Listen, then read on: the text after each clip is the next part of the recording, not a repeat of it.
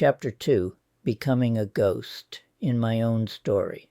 After my grandparents died, Grandpa in June as 6th grade ended, Grandma that December when I was in 7th grade, the house grew colder, not in temperature, but in spirit. The small sense of safety I'd known vanished, and in its place was silence, mine.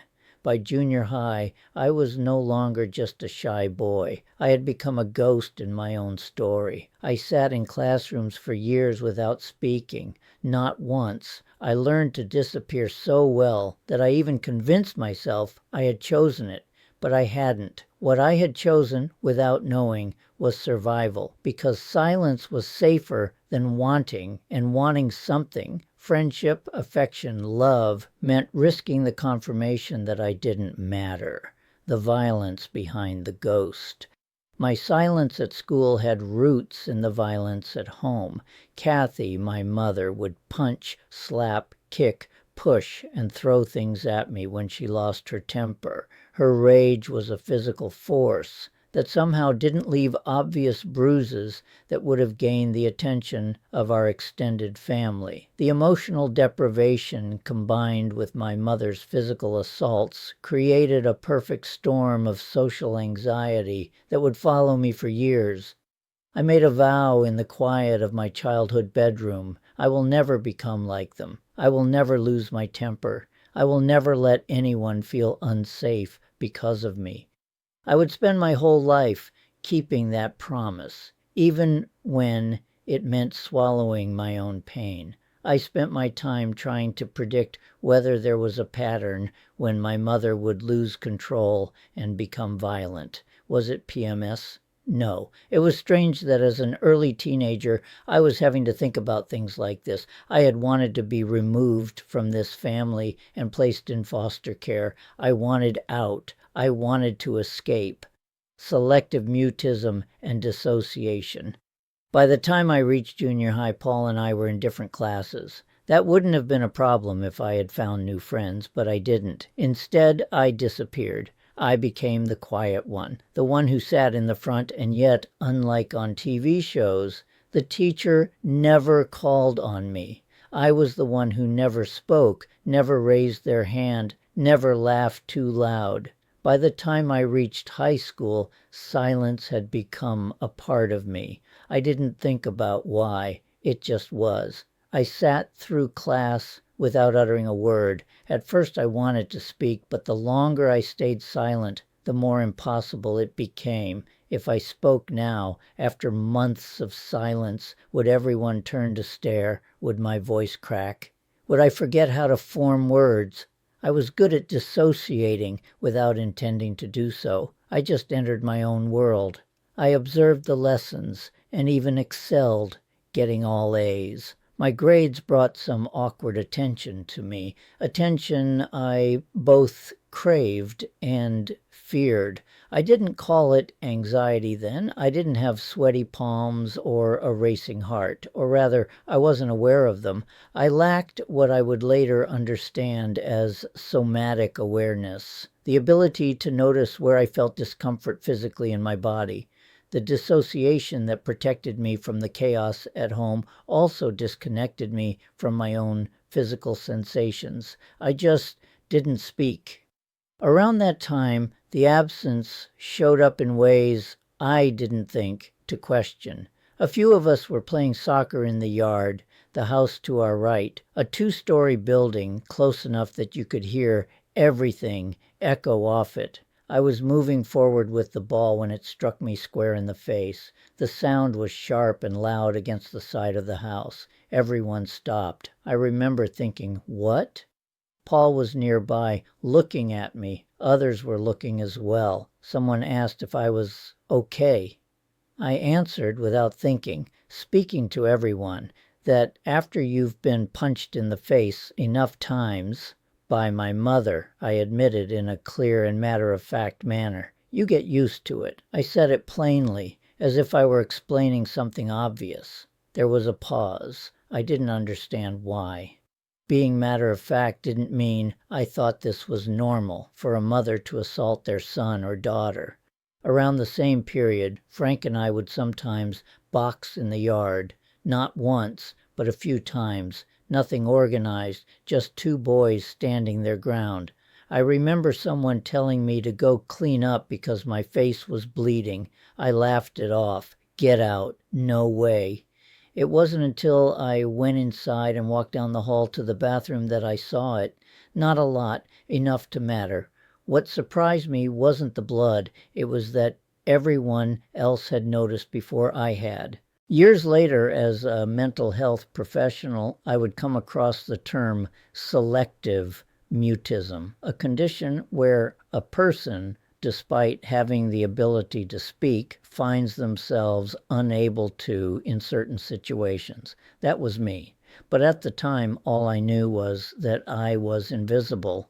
I didn't want to be invisible, but by hiding through not speaking, a part of me was making me invisible. Academic betrayal. Academically, I soared from an early age. During elementary school, we had a semi-self-paced program.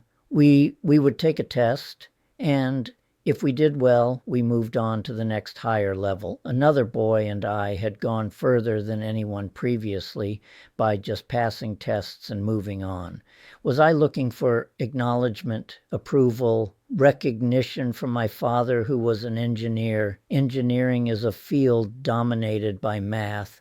However, my parents encouraged me to join the band to be more well-rounded. It was a decision made for my future, not for me. But even that small change caused problems. Band practice conflicted with my math class, and I was too quiet to ask if I had missed any tests. No one told me, no one asked, no one noticed. When I got my first semester grades in junior high, my stomach dropped, D+. That was based on 2 out of 4 tests where my score was 0 on the tests I missed. My teacher could have recommended me for advanced math the next year, but she didn't. Probably because of my grades that first semester. Now, why did I even worry about being in band in 7th grade? I wasn't good at playing an instrument. There was something at school where I couldn't excel, and that was playing an instrument and being in the band. As for being in the band, I felt obligated to participate, to be well-rounded, so a great college would accept me. Before I was even a teenager, I was doing something for my future that I hated. I wasn't on anyone's radar. I wasn't causing trouble. I was just there, or maybe I wasn't. The lifeline of extended family. My cousins entered our lives around the same time my grandparents died. Suddenly, I had a family that I had not had before. For years, my mother and her sister did not speak to one another. I never understood why. Aunt Maureen was 8 years older than my mother and had 3 daughters, all of whom were adults when we were still kids. This was so immensely meaningful to me. It might have been the most valuable experience of my life growing up. Barbara and Dan were about the same age as my sister Carrie and me. I loved family gatherings because I got to see them. I liked my cousins, loved them. Admittedly, it was an immature love because of my mother's jealousy. I was told by her all kinds of reasons why my cousins didn't actually like me or enjoy spending time with me as much as I had thought. This left a lasting impact on me. The stark isolation that had left even my sister distant was suddenly broken by the warmth of my cousins and aunt. I craved human contact with an intensity that bordered on desperation, and even the slightest gestures, a hug from Aunt Maureen, Karen, Sharon, Linda, or Barbara, filled that cavernous void within, feeding my hunger for connection in ways I could barely articulate. At every family gathering, I was thrust into the role of entertainer for my younger cousins who demanded supervision. If they were to wander off to the park down the street or venture into the woods to climb trees, I had to be there. In those charged moments, every laugh and every small adventure ignited a fierce yearning within me. I was beginning to understand a burning truth. I wanted to be a parent well before adulthood, when such things would be possible. With every tiny life I looked after, I felt an almost desperate surge of being needed, of being significant, of finally being seen. The complexity of connection. What truly consumed me was the time I spent with Barbara. We would simply be together, wandering the fluorescent halls of the mall, or just lingering in the sanctuary of her downstairs bedroom. There, as she prepared herself, dabbing on makeup, I would sit silently, yearning for the quiet validation that came from merely sharing the same space. Deep down, an undercurrent of anxious shame stirred, a twisted fear that someone might misconstrue my longing for validation as something else, something forbidden. She was very pretty, and though I sometimes wondered if my feelings were misread, the truth was far simpler. She saw me, she acknowledged me, and for a moment I could believe I mattered. Yet the bitter taste of validation was always accompanied by the sting of neglect. When Barbara canceled plans, perhaps to be with someone else, someone not bound by familial ties, the cold, cutting voice of my mother echoed in my mind. They have their own lives. The fact is that Barbara was starting to get into boys, and it's not surprising that she was noticed by guys. I could have used comfort and an explanation of these things, help to not take it personally, or to think of Barbara as shallow and just blowing me off, as we would say. Looking back, I can't believe I shared anything like this with my mother. It just opened me up to embarrassment and unnecessary anger at Barbara. I needed to be told that it didn't mean my cousin didn't actually enjoy spending time with me. And then there was that haunting moment when my mother, tangled in jealousy and bitterness, suggested that I was naive to expect refuge from my cousins. "Do you think they are going to let you live with them?" she snapped, her words dripping with disdain. In that moment, a brutal reality cut through me. I was stranded in a barren wilderness with no sanctuary for the wounded parts of my inner and true self. I wasn't wanted, yet a part of me hoped I could still find my way to belonging. At the same time, this illustrates the obvious nature of the lack of closeness, comfort, or any form of connection with my mother and father. It's not surprising that I would prefer to live elsewhere, and my mother was aware of just how distant I felt. It was a situation she created and inescapable, but how could she not be hurt? I wasn't wanted, yet a part of me hoped I could still find my way to belonging, breaking free from my shell. In the neighborhood and after school, unmistakable signs emerged that I was shattering the confines of my shell. I hurled myself into the whirlwind of sports like kickball, soccer, and hockey, playing in the streets, our yard, or on our driveway. I also embarked on a relentless paper route, delivering newspapers to over 50 houses every single day. The papers were delivered in the morning before anyone woke up, so no interaction with strangers happened. We had a large, extended neighborhood. The only parents or adult neighbors that I knew were my next-door neighbors and Paul's parents. So collecting money from customers was a completely new challenge for me, someone who was unable to speak at all in school. To be clear, I could speak one-on-one at lunch and such, but in the full classroom, I was mute. Over time, I noticed that Paul's sisters were attractive to me, yet something about me kept me from even beginning to imagine that kind of scenario as a possibility, that one of his sisters would even consider going on a date with me. Why didn't I ask Paul to discreetly talk his sister into going out with me? The answer obviously reflects my thoughts about myself, my deep-seated belief that I wasn't worth noticing. This connects to what would later consume me about the movie Carrie, my desperate wish that a girl would make the first move, would see something in me that I couldn't see in myself. When I was 16 and had a driver's license, Jack Donlin, the owner of the Medical Mart, who lived right across from us, offered me a job. The job? Delivering supplies to customers in New Britain, a task demanding that I approach total and complete strangers throughout the nearby town. Sometimes I accompanied someone else or was accompanied by a coworker, yet many times I had to make deliveries on my own. Thus, there existed vibrant exceptions in my life that defied the confines of my proverbial shell. I could emerge from my ghost-like existence in certain safe spaces, the neighborhood, the paper route, working for the medical mart. But at school, I remained invisible and silent. Boy doesn't meet girl.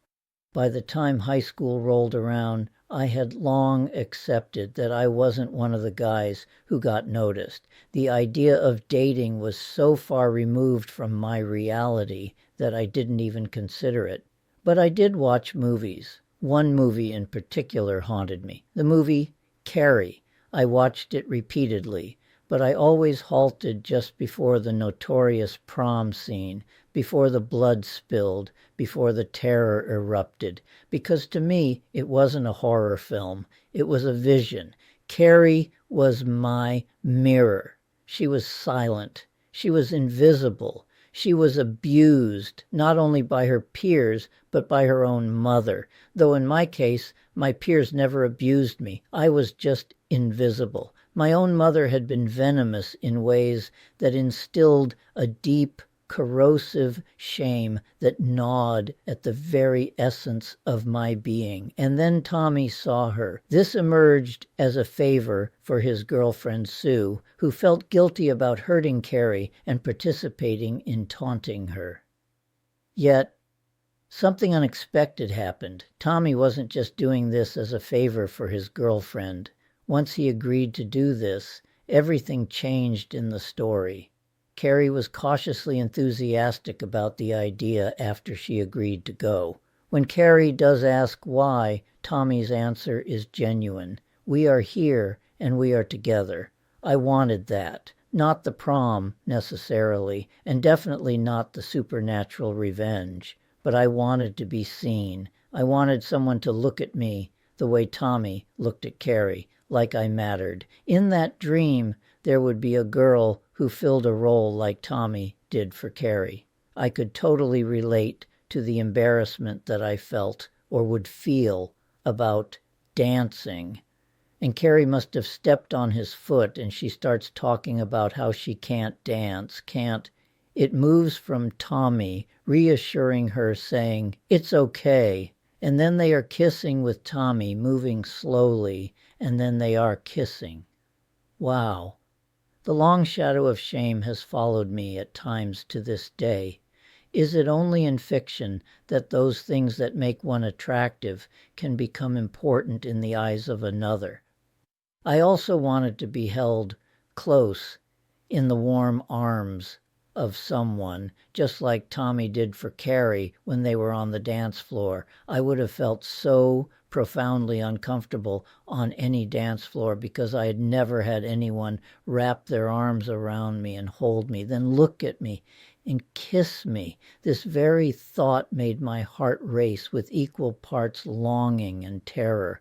I was not bullied in school. No one stuffed me in lockers or tripped me in the hall. I wasn't tormented, I was just ignored. But even that stung like salt in an invisible wound. I didn't go to prom. I didn't go to parties. I didn't go out on dates. I watched from the sidelines as other people lived those moments, and I remained a ghost. They knew how to talk to people. They knew how to ask a girl out without their voice catching in their throat. They knew how to dance without feeling like every eye in the room was watching, judging. For me, that wasn't an option. I couldn't even raise my hand in class. How could I approach someone and ask them to spend time with me? Even the kids who were teased more than I was had girlfriends. Even they had found someone who saw them. I waited. Maybe someone like Tommy would come along. A girl who saw something in me that others didn't. A girl who would notice me first. That didn't happen. Maybe I had a phobia of rejection. Maybe the proverbial script I followed unconsciously held me back. I would have to wait until college to figure this out. And so high school passed, and I left it the same way I entered, unnoticed. For some, high school is where they meet their first love. For me, it was where I realized I was invisible